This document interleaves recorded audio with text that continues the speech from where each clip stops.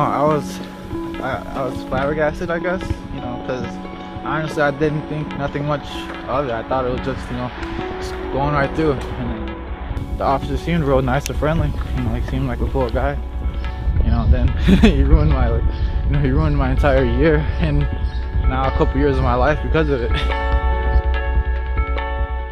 They found no drugs. They found nothing. They tried to say it was drug money. They went through my phone. They found no evidence of any kind of drug, anything. This is Michael Sanchez Ratliff, a 21-year-old Chicago resident.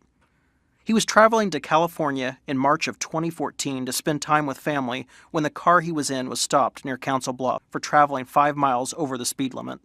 We got pulled over around 4 o'clock. The officer, he went to the driver's side. He was talking to the driver. Yeah, come on back to the rear vehicle. I'll get you out of here. I got to write you out that warning, all right? He was trying to be chatty, and I'm talking because I don't see no problem. And then I guess he asked the driver to search. He pulled the driver out the car, and then they start talking. There you go, bud. Hey, just make sure you slow down. This is a warning, okay? And there's back all your information, all right? Just make sure you slow down. But the stop quickly progressed into much more. After issuing the warnings to driver Leonardo Gonzalez, Deputy Miller began asking questions about the trip, discovering what he believed to be discrepancies in Gonzalez's and Ratliff's stories. That's fine. Don't worry about it. Yeah, I understand. Hey, do you have any questions? No. No, okay. Hey, can I ask you a couple questions? Yeah. Okay, you don't have anything illegal inside the vehicle? No. Okay. Nothing. No drugs? No. No drugs? Okay. Can I search the vehicle? Sure. Okay. I'm going to go up and ask him the same thing. Can I just have you sit back here for a second? Then he's like, all right, while I'm searching, I'm going to search the car. He's like, do you have anything? I'm like, yeah, I have my backpack. I have a backpack and a bag of clothes. He's searching the car. When he goes through it, he finds my money in my backpack. I told him at first it was like $10,000, because I didn't tell him what was in the safety box. And then he was like, all right, well, give me the keys to your thing. I'm gonna open up the safety box, because what was out was 10 grand. And then inside was, the other 10. So when he opens it up, he's like, oh, all this money right here.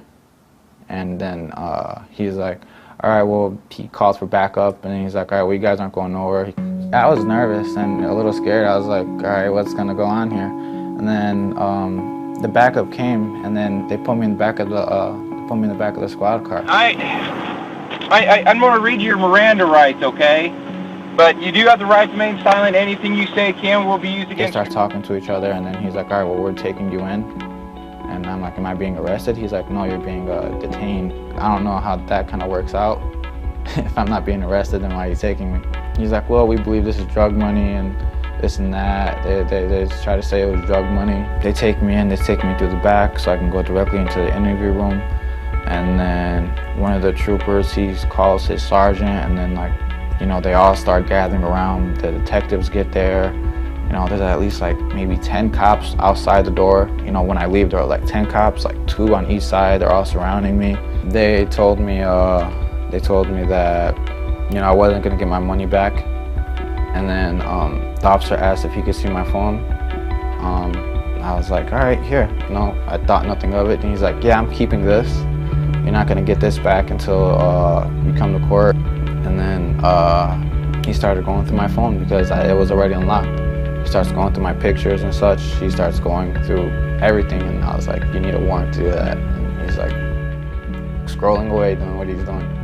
After that, I asked him how was I gonna get home, because I figured that if I could get, at least to get enough money to get home, because they took literally everything, But he said since you weren't being defiant or anything like that, then, you're go ahead to take, a couple $100s, so that way you can get home. Sanchez can be heard on the video telling officers that the money was from working as a hotel valet.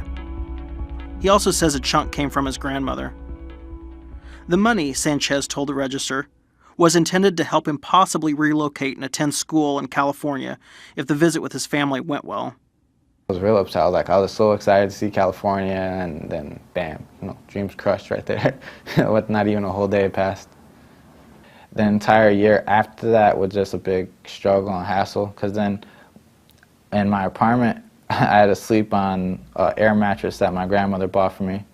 you know, because she was like, all right, well, what happened to all the money? And then I told her, and then she was, you know, she was pretty angry with me. When I first told her, she, you know, at first she couldn't believe it. She was like, what, you know, what'd you spend it all on, you know? And then I was like, this really happened, you know, when I see you, I'll show you the papers, you know, that the police gave me. Honestly, I thought it was just gonna be one court hearing and then bam, I get it back. And then, you know, reality smacked me in the face, and it turns out it wasn't like that. I was frustrated and angry, you know. I was like, man, you know, I'm like finally, my first apartment, you know, my first time living on my own, and it's a bad experience. Ended up getting evicted. The money was ultimately seized, and Sanchez spent much of the next 8 months and roughly $7,000 in attorney costs before Iowa District Court Judge Richard Davidson ordered the money returned. So I'm gonna keep, you know, I'm gonna use that money I got. I'm gonna either buy a business, you know, and start my own business, or go to school and then go to stocks and, you know, learn the business. Will you travel with it anymore? No, no, I learned my lesson about that. Unless I'm keeping it in a plastic card that says Chase, I'm not carrying that money nowhere with me. Don't walk around with too much money or the police will take it.